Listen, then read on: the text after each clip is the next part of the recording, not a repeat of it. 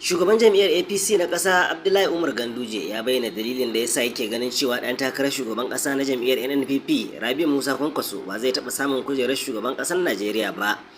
A biyo ma cikin shirin domin jin cikakken labarin a tashar ta ARA Digital.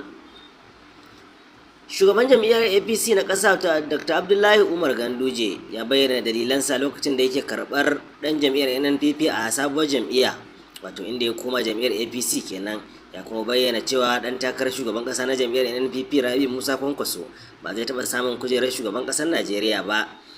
Da yake jawabi a Abuja lokacin da dan takarar gwamnan jihar Bauchi na NNPP a zaben shekara ta 2023 wato sanata Halliru Jika ya sauya sheka zuwa jam'iyyar APC, Ganduje ya bayyana cewa san rai ne zai hana cikar burin Kwankwason na zama shugaban kasa.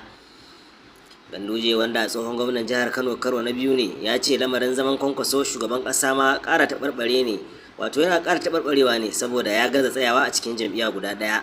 Ya bayyana jam'iyyar NNPP da Kwankwasiya ke marawa baya a matsayin mayaudariya mai cin amana. Ya yaba da komawar Jikan cikin jam'iyyar APC. Ya kuma ce lokacin da ya samu labarin Jikan zai zo ya same shi a gidansa don su tattauna yadda za a samu ci gaba, ya san haduwa zai yi da wani babban ɗan siyasa na jihar Bauchi. Ganduje ya alƙawarin tabbatar da haɗin kan jigajigan jam'iyyar a jihar, a wanda hakan wani yunkuri ne na kokarin sake dawo da jam'iyyar kan karagar mulkin jihar a zaben shekara ta 2027. A biyo ma cikin shiri na gaba domin jin wani sabon labarin da dumadumansa a tashin mu ta ARA Digital.